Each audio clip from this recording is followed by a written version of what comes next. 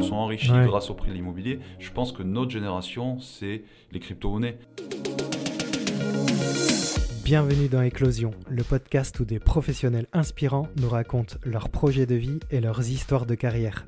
Bonjour tout le monde et bienvenue dans Éclosion pour un épisode exceptionnel. Aujourd'hui, on va vous plonger dans l'univers des crypto-monnaies avec un invité exceptionnel, Jean-Philippe Cerbera, qui est professeur à Éclore School of Management. On va explorer avec lui ce monde numérique en pleine évolution, comprendre comment on investit intelligemment dans les crypto-monnaies et surtout comment se protéger des arnaques. Donc ça va être un épisode où on va essayer de comprendre un peu ce que c'est les crypto-monnaies. On va parler, si vous connaissez, si vous investissez déjà, voilà, vous allez apprendre des choses ou peut-être pas. Mais si vous êtes novice, vous allez certainement apprendre beaucoup de choses. Bonjour Jean-Philippe, tu vas bien ? Salut David, ouais, ça va bien et toi ? Ça va. Est-ce que tu peux te présenter rapidement, tu vas nous dire pourquoi tu es légitime justement sur les questions de crypto-monnaie. T'es passé à la télé, sur M6, voilà, t'as écrit des articles dans des journaux sur les crypto-monnaies, tu es professeur à l'école. Est-ce que tu peux te présenter rapidement ? Oui, alors je suis effectivement professeur de finance et comptabilité ici à l'école.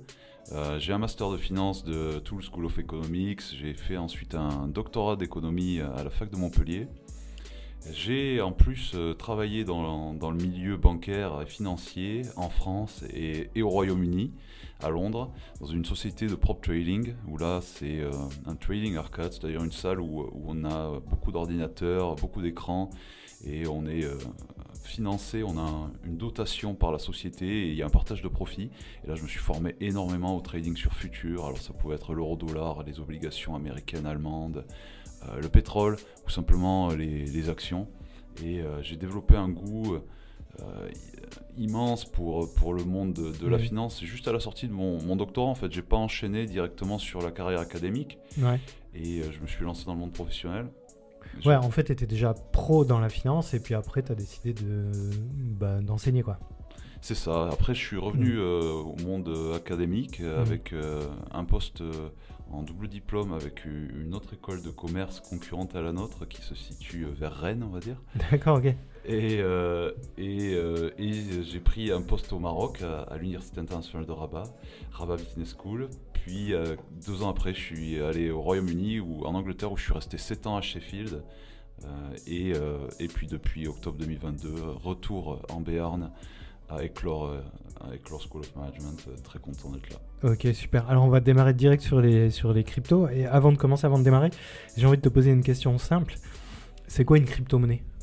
Alors, une crypto-monnaie, c'est une monnaie digitale qui ne se matérialise pas sous la forme de pièces, de billets, et qui est aussi en dehors du secteur traditionnel bancaire. Vous ne la retrouvez pas sur vos comptes en banque actuelle, elle n'est pas comptabilisée. Alors là, ça devient technique par la Banque centrale. En fait, c'est une monnaie qui échappe au système monétaire actuel. Elle est purement sur Internet et elle est régie par des codes et une gouvernance partagée entre ses utilisateurs. Ok. C'est qui a créé la première crypto-monnaie ? C'est quoi ? C'est le Bitcoin, la première crypto-monnaie ? Ouais, la première crypto-monnaie, c'est le Bitcoin. C'est une personne ou un collectif. Satoshi, c'est ça ? Satoshi Nakamoto. La question reste entière, toujours pas résolue. Plusieurs prétendants au titre se sont manifestés au cours des années, mais ça n'a jamais été concluant. Donc mystère toujours sur l'identité de ce fameux Satoshi. Et c'était quoi son intérêt de créer cette monnaie ? Pourquoi, disons, il a voulu créer cette monnaie ? D'ailleurs, je crois que c'est pas légal de créer de la monnaie. Alors, il a certainement étudié la question sous cet angle-là. Il a voulu créer cette monnaie dans le sens où c'était déjà l'Internet. On parle ici là de juste après la crise des subprimes, donc il y a ça aussi qui va rentrer en jeu. Donc c'est en 2009, c'est ça ? Voilà, 2009. On sort de cette crise où on y est toujours dedans, où le système financier a montré ses limites avec ses excès de levier et les faillites que ça a entraîné, qui ont même contaminé le monde économique traditionnel. Les gens dû vendre leur maison, des entreprises ont fait faillite. Ouais. Ça a été une immense catastrophe. Et il a donc fait ce constat-là. La monnaie traditionnelle peut être abusée, surutilisée, imprimée de façon excessive et entraîner des liquidités abondantes qui créent des crises financières. Donc il y a ce premier constat-là. Et le deuxième constat, c'est une approche libertarienne de volonté d'anonymat. puisque sur Internet, le paiement cash n'existe plus. Donc tout est traqué, tout est suivi, tout est possible d'être fliqué par les autorités. Et le but d'Internet, initialement, c'était d'offrir une connaissance partagée et une certaine liberté. Et ils ont voulu appliquer donc ce concept-là à une monnaie qui serait anonyme, qui ne serait sous aucun contrôle, centralisée, qui serait indépendante et non contrôlée. Et c'est de là qu'est sorti le papier blanc, le white paper du Bitcoin, qui fut la première crypto-monnaie effectivement à être introduite. Donc c'est basé sur une technologie particulière qui s'appelle les blockchains. Ouais. Pour faire simple, en fait, sur Internet, le principe d'Internet, c'est que tout peut être copié et partagé. Alors, le code peut être copié d'un site Internet et partagé à quelqu'un d'autre qui peut le copier, le recopier, etc. Les images JPEG, pareil, ça peut être copié à l'infini. La crypto-monnaie, elle, qui est basée sur la blockchain, tu me dis si je me trompe, hein, c'est impossible à copier. C'est-à-dire que c'est pour ça, d'ailleurs, que c'est sécurisé. Si on pouvait copier un Bitcoin, par exemple, à l'infini, ça vaudrait rien. Oui, c'est ça. C'est régi par un protocole cryptographique, un processus très complexe de codification qui fait que chaque item sur Internet, chaque objet a une identité unique, ce qui le rend incopiable. Et c'est le cas du Bitcoin, et ça permet d'enregistrer les transactions et les échanges sur Internet de cette manière-là, de détenir ainsi des actifs qui sont à la fois uniques, identifiables, mais anonymes. C'est tout là le génie de ce protocole et qui permet de garder une propriété de ces avoirs tout en gardant l'anonymat. Ok. Et comment on fait pour miner par exemple du Bitcoin ? C'est ça, c'est ce qu'on dit, miner du Bitcoin, ça veut dire quoi ? Ça veut dire créer un Bitcoin ? Ça veut dire quoi exactement, miner Ça veut dire mettre à disposition ses capacités de calcul d'ordinateur pour valider les transactions, donc mettre à disposition sa puissance de calcul sur le réseau Bitcoin, sur le protocole Bitcoin, afin de permettre à ces transactions d'exister, d'être enregistrées, de se développer et donc de faire fonctionner la chaîne de cette manière-là. Donc vous êtes un acteur, un participant dans cette chaîne, et en échange de ça, vous recevez une récompense, et cette récompense, c'est ce Bitcoin qui a été miné. Donc évidemment, certains participants se spécialisent dans le minage, mais ça implique qu'ils participent aussi à l'entretien et à la bonne santé du réseau. Tout le monde peut le faire avec un simple ordinateur ou Simple ordinateur, oui, avec une carte graphique relativement puissante. C'est simplement que si la carte graphique n'est pas à hauteur, les récompenses reçues seront certainement pas intéressantes au vu de l'énergie consommée pour faire tourner la machine. Ça dépend de la puissance de calcul. Ça dépend vraiment de ton ordinateur, quoi. Pardon, j'ai tapé dans le micro. Ça dépend vraiment de ton ordinateur, quoi. Si tu as un gros ordinateur, admettons, voilà, un ordinateur puissant, ça va prendre moins de temps. Si tu as un ordinateur de bureau, un truc simple, ça te prendra beaucoup plus de temps et donc beaucoup plus d'énergie. Plus d'énergie, ouais. Ok. Et j'ai lu un truc sur Internet, ou j'ai écouté un truc sur Internet. C'était plus facile au début, en 2009, de miner du Bitcoin qu'aujourd'hui. Et cette complexité de minage, en fait, fait que aujourd'hui, c'est justement parce qu'il y a beaucoup plus de monde qui mine du Bitcoin qu'en 2009 où c'était créé. Il y avait certainement juste Satoshi et puis les quelques personnes qui gravitaient autour de lui qui minaient du Bitcoin. C'est ça, c'est la concurrence qui entraîne l'augmentation de la difficulté de l'obtention de ces récompenses, donc du minage. Donc plus il y a de mineurs, plus c'est difficile de le faire. Mais c'est là où ça a été effectivement anticipé à l'avance, et c'est toute la beauté du protocole Bitcoin, c'est que afin d'inciter les mineurs à quand même participer au réseau, plus le réseau se développe, puisque plus il se développe, plus on a besoin de mineurs. Et bien, vu la rareté du nombre de jetons Bitcoin, ça entraîne aussi mécaniquement l'appréciation de son cours. Ouais. C'est comme s'il devient plus difficile de trouver de l'or dans des mines et qu'il faille creuser plus profond, la demande restant ce qu'elle est, le prix de l'or va augmenter. Ouais, c'est un phénomène de rareté, c'est ça ? C'est un phénomène de rareté de l'offre, et cette rareté est due à la difficulté de minage. Ouais. Qui possède le plus de Bitcoin aujourd'hui ? Alors c'est Satoshi, donc il y a un portefeuille ou plusieurs portefeuilles de l'ère de Satoshi, donc qui n'ont pas été touchés depuis 2011, si je me rappelle bien, qui détient à peu près 1 million de bitcoins C'est énorme. sur 21 millions au total possible, donc quasiment 5%. Et ensuite il y a des pays, États-Unis, Chine en tête, qui sont avec plus d'1 million de bitcoins chacun, ils sont pas très loin l'un de l'autre. Ouais, il y a des pays qui investissent. Ceux-là, c'est qu'ils les ont saisis. Ah oui. Ils les ont saisis lors de différentes affaires. Ah ouais, ok, d'accord. Et ils les ont conservés. Certaines fois, ils les ont revendus. C'est surtout l'administration Biden, juste avant de rendre le pouvoir, ces 2 dernières années, a vendu. L'Allemagne aussi a vendu juste avant l'élection de Donald Trump. C'est d'ailleurs relativement critiqué. Puisqu'ils ont manqué une opportunité de vendre beaucoup plus cher qu'au moment où ils ont vendu tous leurs actifs. Ouais, c'est vrai que c'est un peu spéculatif quand même, les crypto-monnaies. On sait jamais, on peut pas prévoir à l'avance, c'est pas comme de l'épargne où voilà, tu as un pourcentage fixe de rendement. Sur le Bitcoin, c'est très spéculatif. Est-ce que ça fait peur? Est-ce que c'est quelque chose qui peut... Ça lui fait très peur. Ça lui fait très peur parce que les mouvements faut être vraiment bien accroché. L'estomac solide. C'est des montagnes russes extrêmement vertigineuses. On parle de correction, de pic d'un cycle à son plus bas de l'ordre de 85-80%.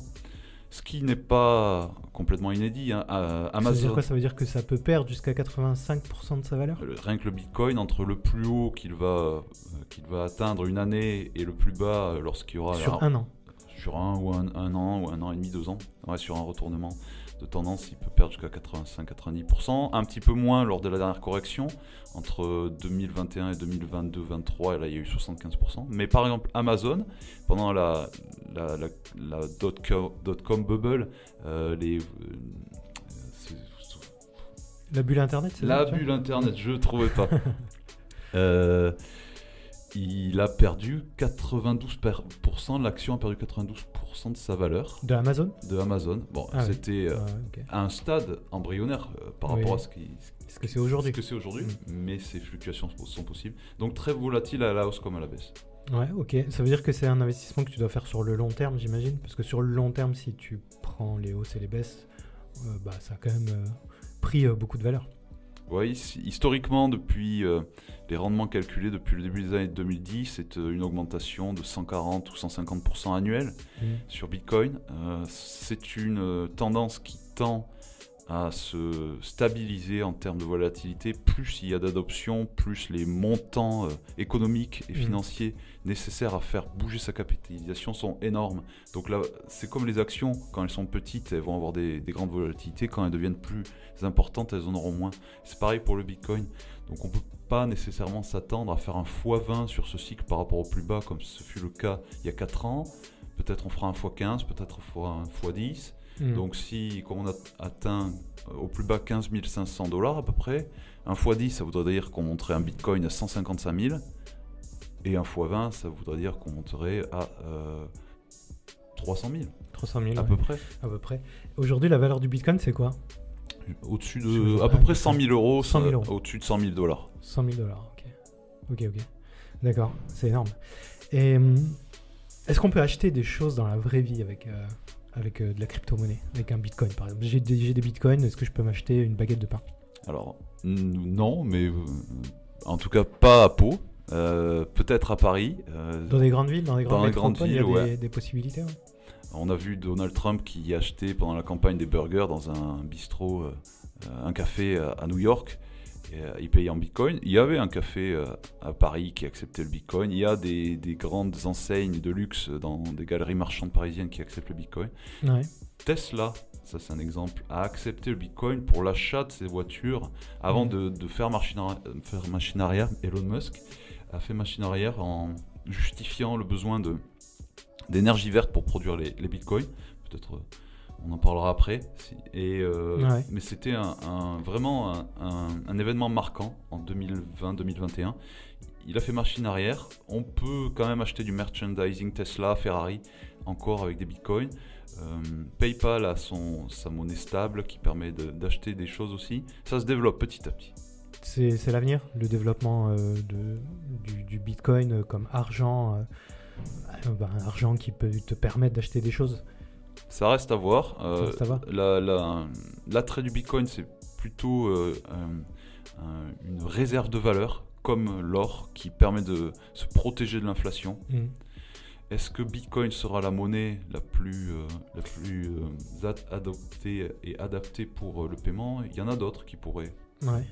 Alors, c'est intéressant ce que tu dis par rapport à l'inflation parce que l'argent classique, le dollar, l'euro, etc., voilà, c'était indexé sur l'or, ça l'est plus. Maintenant, les banques centrales peuvent créer de l'argent et en créant de l'argent, effectivement, ça dévalorise donc l'argent, ce qui augmente l'inflation. C'est pas le cas sur le Bitcoin ou sur des crypto-monnaies. Ça veut dire que si on investit aujourd'hui quelques centimes ou quelques euros en Bitcoin, on sort du système inflationniste et notre argent qui est épargné, qui peut être aussi de l'épargne en Bitcoin, continue à progresser dans le temps, mais sur un temps qui doit être long. C'est-à-dire qu'aujourd'hui, si tu mets ton argent, tes euros à la banque, tu me dis si j'ai faux. Si tu mets ton argent en épargne à la banque, dans 20 ans, cet argent sera dévalorisé peut-être, éventuellement, et potentiellement, certainement, par rapport à la valeur qu'elle avait 20 ans avant. Bitcoin, ça sera l'inverse, c'est ça? C'est ça. Alors c'est vrai qu'on place, livret A était à 3%, c'est limité, 22 500 €. Sans compter l'inflation. Donc c'est 3% sans compter l'inflation. Mais ça représente à peu près le taux d'inflation, on va dire, de produits du quotidien. Mais là, déjà, on se prémunit un peu. Mais là où on ne se prémunit pas, c'est sur l'appréciation des actifs. L'immobilier a énormément augmenté ces 30 dernières années.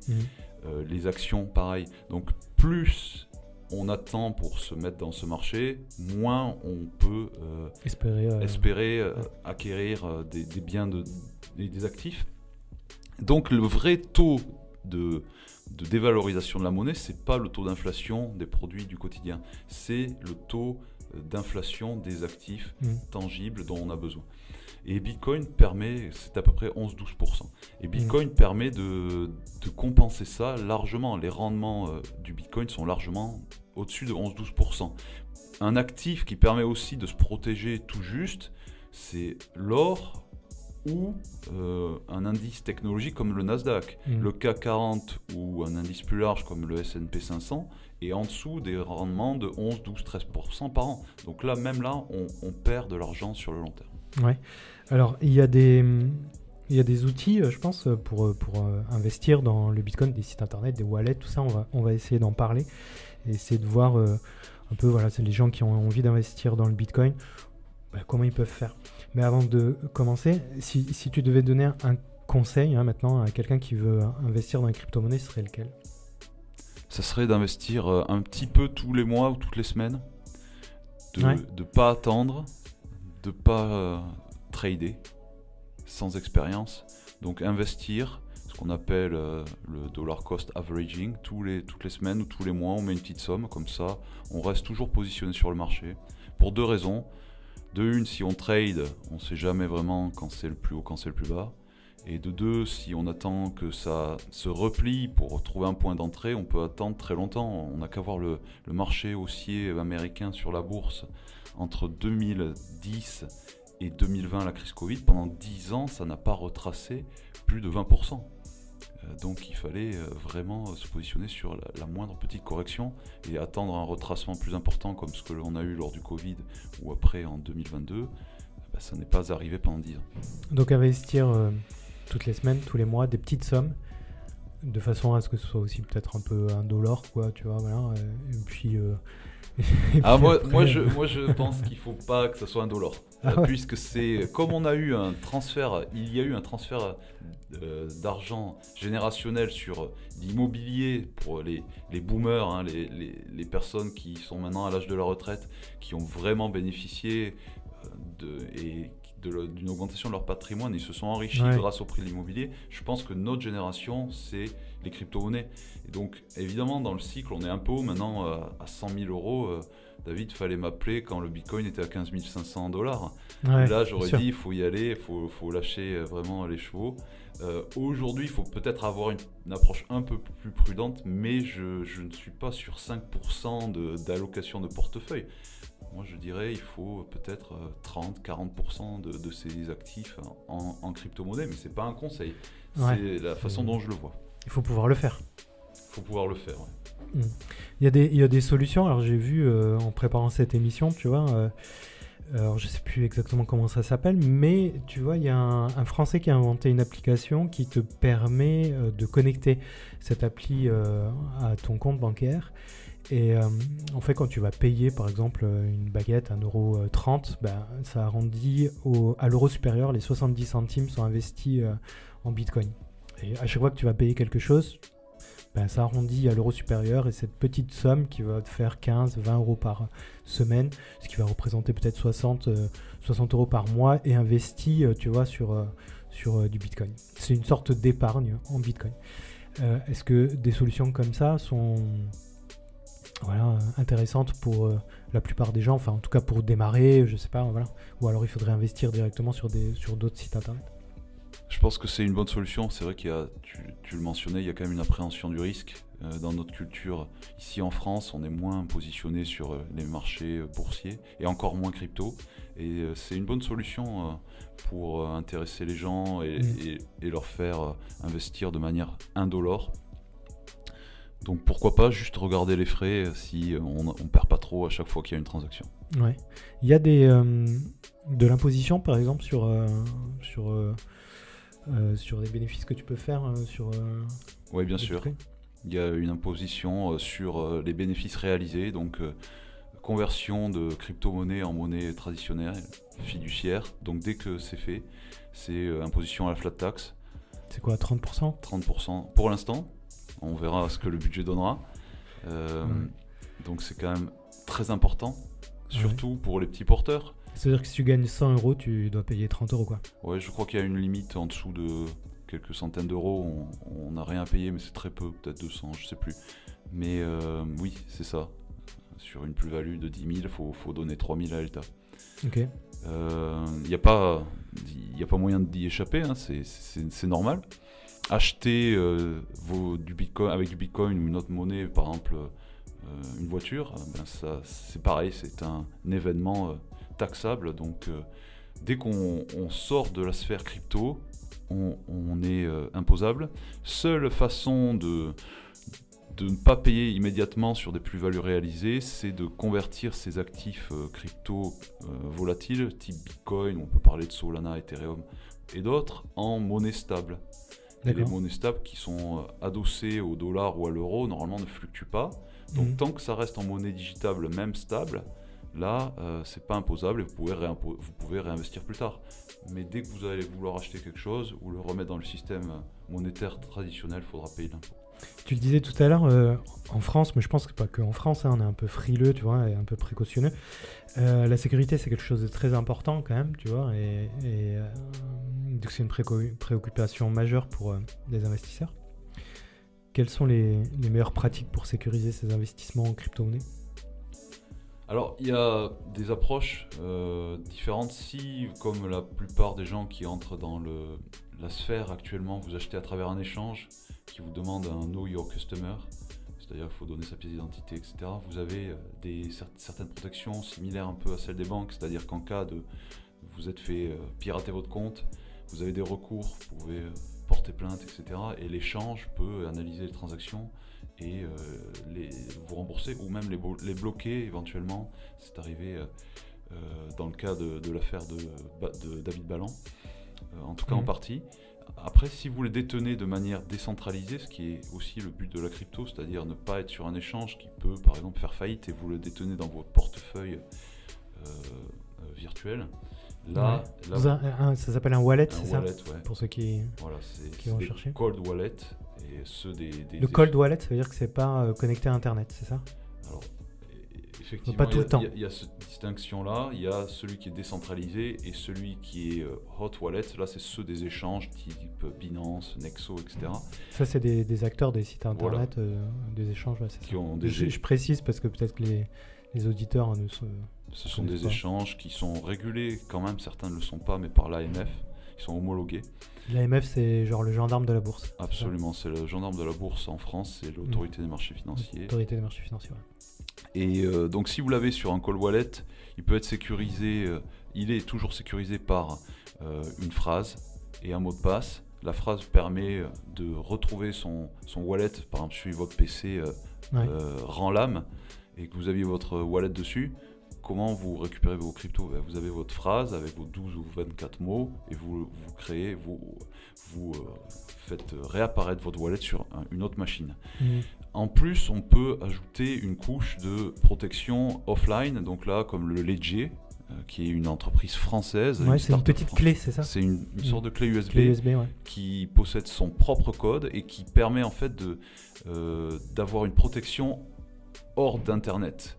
Donc, même en vous piratant votre ordinateur, il y a cette authentification digitale offline qui fait que personne ne peut accéder à vos cryptos sinon pas votre clé Ledger. Après votre clé Ledger, faut-il aussi pouvoir ne pas la perdre et la stocker. Tu la gardes autour du cou. Ou peut-être dans un coffre à la banque. Alors là, ça revient un petit peu comme les bijoux ou les pièces d'or, mais... c'est certainement l'option la plus sûre. Donc 3 options, un site internet d'échange, Binance, qui est contrôlé par l'AMF, les wallets en ligne, donc ce qu'on appelle les hot wallets, avec la phrase qui est la clé, le mot de passe, et des cold wallets, donc c'est une petite clé USB qu'on appelle comment t'as dit, un Ledger, c'est ça? Ouais. Voilà. Donc là-dedans, on peut stocker ses bitcoins ou ses crypto-monnaies de façon sécurisée. Ça les stocke pas, ça donne un... C'est pas le bon terme. Ouais, c'est plus une interface d'authentification. D'accord, ok. Ouais. Ok, donc là, voilà. Et le risque quand même avec les échanges, je voulais dire ça, c'est que vos monnaies ne vous appartiennent pas, vos crypto-monnaies dans ce cas-là. On dit vos clés, vos bitcoins. Donc en fait, c'est eux qui ont les clés du wallet dans ce cas-là. Donc s'ils font faillite, comme c'est arrivé, malgré le fait qu'ils soient homologués, l'AMF ne le contrôle pas vraiment. Binance est un acteur mondial qui représente des centaines de milliards de dollars. S'ils font faillite, vous prenez le risque de perdre vos actifs. Donc c'est ça le risque. Et il n'y a pas de protection étatique comme il y a avec une banque. Vous avez de l'argent sur un livret A, sur un compte bancaire, vous êtes protégé par l'État sur ses actifs à hauteur de 85 000 euros, par exemple, par compte bancaire, par banque. Et est-ce que tu peux transférer tes bitcoins sur ton compte bancaire? Pour l'instant, non. Tu peux les... C'est cool. Ouais, c'est dommage. Je pense que les banques n'attendent que ça. Hier, le président de la Réserve fédérale américaine, la Banque centrale américaine, a dit qu'il n'y voyait pas de problème et qu'il pensait que les banques américaines avaient la capacité de servir des cryptos à leurs investisseurs. Donc c'est en train d'arriver. Alors, il y a un autre aspect aussi des cryptos, c'est qu'on parle souvent du lien entre les crypto-monnaies avec le dark web. Oui. Est-ce que les crypto-monnaies sont souvent associées au financement d'activités illégales, sur le dark web? C'est juste que ça a remplacé les financements illégaux qui se faisaient en cash. Maintenant, ça a donné effectivement lieu à des financements illégaux sur le net. N'empêche qu'il y a aussi des financements avec des modèles traditionnels d'actifs illicites ou de produits illicites. Il n'y a pas besoin des cryptos pour le faire. Ouais, c'est un outil quoi. C'est un outil simplement. Paradoxalement, ça a bénéficié au Bitcoin, ce dark web. Il y a la fameuse affaire Silk Road dont on nous reparle souvent comme un exemple néfaste. Son fondateur avait été condamné à perpétuité, un jeune homme qui avait 30 ans à l'époque. Il vient d'être gracié par Donald Trump, Ross Ulbricht, puisqu'il avait pris perpétuité. Il a fait 10 ans de prison. Et c'est quoi C'était un magasin décentralisé, une sorte d'Amazon avec l'utilisation de crypto, sauf que évidemment ça a tourné plus aux activités illégales qu'aux activités genre vente d'armes, tout ça quoi. Armes, drogue. Armes, drogue, ouais. Ok. Entre autres. Ok, est-ce que justement les États, les gouvernements peuvent imposer des restrictions plus strictes sur les crypto-monnaies pour éviter justement ce genre de déviance, quoi? Oui, le problème c'est tout est lié avec l'anonymat. Si les États commencent à suivre les transactions, ça va en fait à l'encontre de l'idée et de l'utilité des crypto-monnaies. Ça veut dire un temps de contrôle, ça veut dire des frais, ça perd, et ça met un intermédiaire en fait, et ça perd tout le bénéfice de la désintermédiation qui est la grande plus-value des cryptos. Si je peux te donner un petit exemple, le Bitcoin, tu en as une grande somme. Imagine un milliardaire veut faire un transfert à un autre milliardaire d'1 milliard en Bitcoin. C'est en quelques minutes, ça va d'un portefeuille à l'autre. Si l'un est en France et l'autre est aux Bahamas ou n'importe où dans le monde, en quelques minutes c'est réglé. Personne ne va arrêter les fonds. Sur des très gros montants, quoi. Sur des très gros montants. Ouais. C'est vrai que tu peux pas, même toi si tu veux aujourd'hui, je crois que c'est limité à 1000 euros en cash. Ouais. Si tu veux acheter quelque chose à 1000 euros en cash, tu peux te balader, si tu as 2000 euros, si tu te fais choper, t'as pas le droit, quoi, d'avoir 2000 euros en cash dans ta poche, quoi. Ouais, 1000 euros en cash, 10 000 euros sur des transactions, ça peut être aussi regardé par les banques. Ouais, c'est ça. C'est vrai que si tu vas à ta banque et tu demandes de transférer 100 000 euros d'un compte à l'autre, c'est pas possible, quoi. Par contre, en crypto-monnaie, ça allait. C'est possible. En plus, il y aura un frais de mise en place du virement. Bon, ça sera 15 euros, 20 euros. Pas forcément beaucoup plus. Même sur des sommes aux alentours des 100 000 euros. Mais sur Bitcoin, ça sera 2 dollars pour 1 milliard d'euros. Ou pour 1 milliard de dollars pour garder les mêmes monnaies. Donc, c'est et sur d'autres monnaies, c'est des dixièmes de centimes, les frais de transaction.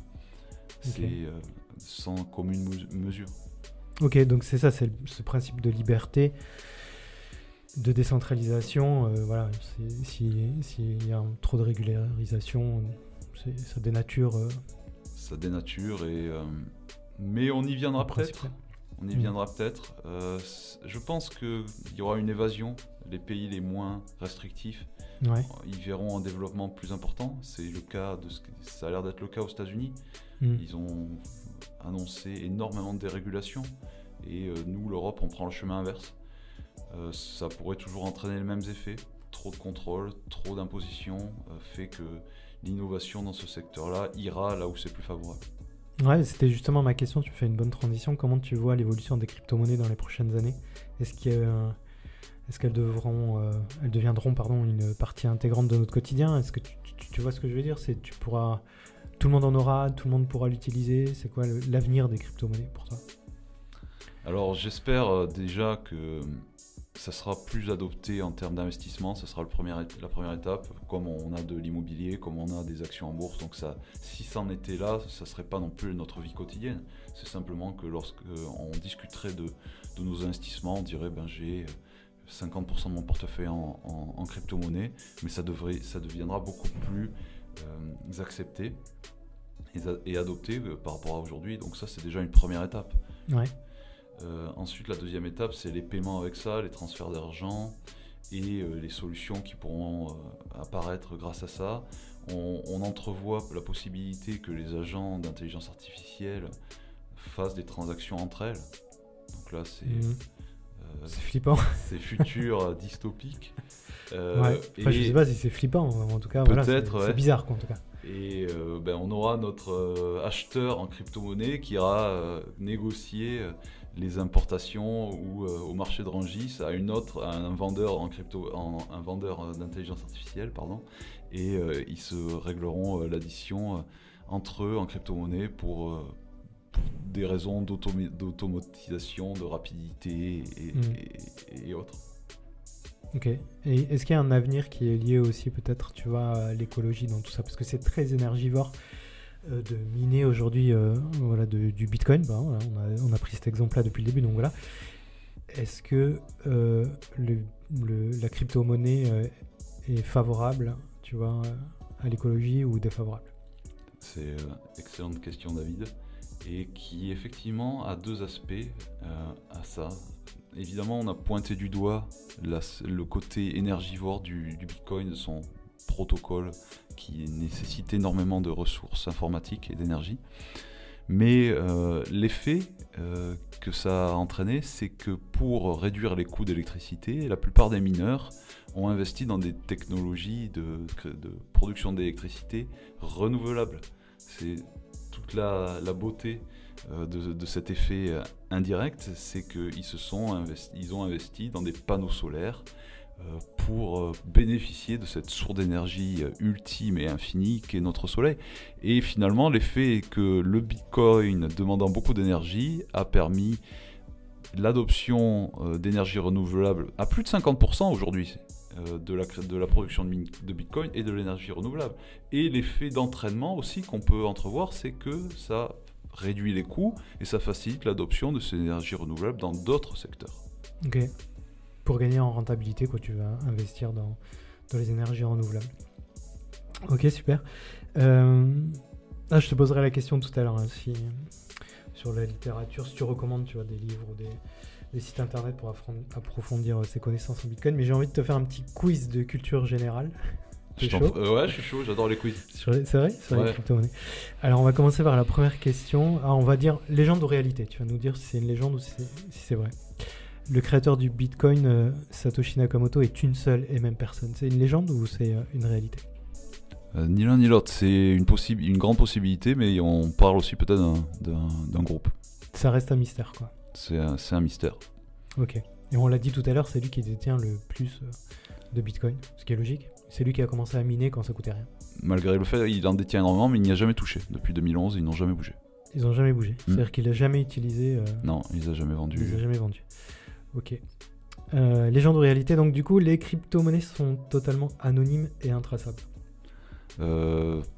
C'est plutôt une légende. Ouais. Certains portefeuilles sont identifiés, justement les portefeuilles Binance, les portefeuilles de Satoshi, etc. Donc on peut quand même en tracer certains. Certaines cryptos en particulier se veulent totalement intraçables. Ouais. Donc plutôt réalité. Toutes les crypto-monnaies sont décentralisées. C'est une légende. C'est une légende. Ouais. Certaines appartiennent à des échanges et donc sont totalement centralisées. Ok. Les crypto-monnaies n'ont aucune valeur intrinsèque. C'est une légende aussi, puisque certaines ont une utilité, type Ethereum, type autre crypto d'utilité, donc elles ont une valeur intrinsèque. Ouais. Il y a une notion de confiance dans ces crypto-monnaies, tu sais, comme sur de l'argent, de la monnaie traditionnelle. Oui, sur le Bitcoin et autres cryptos qui n'ont pas d'utilité en dehors des facilités de paiement. Ouais, ok. Les crypto-monnaies sont une bulle qui finira par éclater. Comme tous les actifs, elles ont des phases de hausse et de baisse. Elles peuvent parfois entrer en phase de bulle, mais c'est le cas aussi des marchés boursiers ou des marchés immobiliers. Ouais. Ça arrivera, c'est déjà arrivé, mais ça explose, mais ça revient. Ouais, ok, c'est très volatile, mais voilà, c'est un avenir durable, quoi. La bourse est toujours là, hein, l'immobilier aussi. Ouais, c'est vrai. Les transactions de crypto-monnaies sont instantanées. Quasiment. Bitcoin, c'est un peu plus long, et certaines sont en seconde, oui. Ouais, ça dépend de quoi, de la technologie. La technologie, la congestion du réseau. Ouais, ok. Et pour finir, les crypto-monnaies peuvent être utilisées pour acheter des biens et services dans le monde réel. Bon, ça, on l'a répondu tout à l'heure. Ouais, donc c'est réalité. Ouais, réalité, ouais, c'est vrai. Et il y a le Pizza Day aussi, on n'en a pas parlé. C'est marrant, ça, comme histoire. Bon, je pense que la plupart des gens qui connaissent les crypto-monnaies le savent, tu vois. C'est l'histoire d'un mec qui a acheté 2 pizzas pour combien ? 10 000 bitcoins, ouais. 10 000 bitcoins. Et c'était il y a, je sais plus en quelle année, en 2010 ou 2011. 2011, ouais. 10 000 bitcoins, ça vaut quoi aujourd'hui, à peu près ? 10 000 fois 100 000. Alors, 100 000 ? Ouais, donc 100 millions ? Tu me fais faire du calcul. 10 000 fois 100, ça fait... Ah ouais, ça fait 100 millions, ouais. 100 millions, bah, t'es meilleur que moi. Et donc c'est énorme, il a payé 2 pizzas, il a posé sur un forum, il a dit qui m'amènerait des pizzas en échange de 10 000 bitcoins. Et je crois que c'est un livreur d'une grande chaîne qui lui a apporté 2 pizzas. Ouais, il y en a plein des légendes comme ça. Il y a un Anglais aussi qui avait stocké ses bitcoins sur un disque dur qui a été jeté dans une déchetterie. Ah bah, alors c'est pas ça. C'est du folklore, c'est pas des légendes. C'est du folklore. C'est des vérités. C'est des vérités. Que ce soit le Pizza Day qu'on célèbre tous les ans ou cet anglais au Pays de Galles, je pense. Pays de Galles, ouais. Et il a d'ailleurs, récemment j'ai vu dans les nouvelles qu'il a son recours pour pouvoir fouiller la déchetterie. La décharge a été encore rejetée par la municipalité. Ah ouais. Donc, il ne le retrouvera jamais. Il va faire des recours. Je crois que ses actifs sont valorisés dans sa clé aux alentours de 400 millions d'euros. Oh là là. L'horreur, l'enfer, t'imagines? Qui sait, peut-être il est plus heureux. Tu dors plus la nuit. Peut-être il est plus heureux comme ça. Non, moi je pense qu'il est un peu comme Sisyphe là, tu vois. Il roule sa boule quoi. Il va chercher son truc toute sa vie.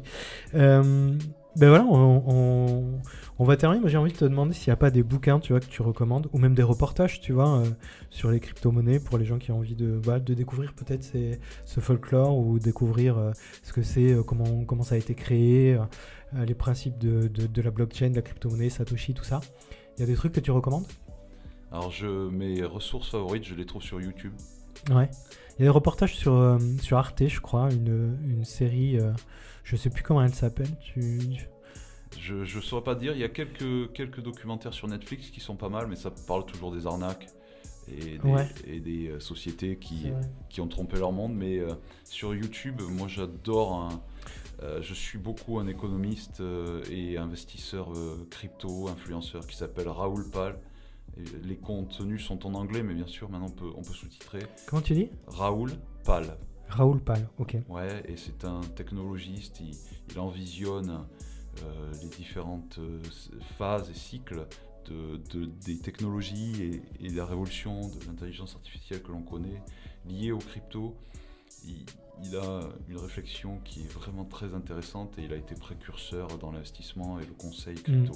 C'est vraiment quelqu'un de très très réfléchi et qui a une approche un peu philosophique à tout ça, puisque c'est aussi une opposition entre les technologistes et la décroissance, si on veut, entre le progrès et même si l'environnement, ça va pas être la variable d'ajustement, mais entre ceux qui veulent le progrès technologique et ceux qui pensent plutôt qu'il faut en rester là où nous sommes. Ouais, ok. Super, merci JP, parce que nous on s'appelle comme ça. Avec plaisir, David. Et si jamais vous voulez regarder, je l'ai retrouvé sur mon téléphone, ça s'appelle Le Mystère Satoshi, enquête sur l'inventeur du Bitcoin, sur Arte. Je l'ai vu aussi. Ouais, sympa, assez sympa. Et après, voilà.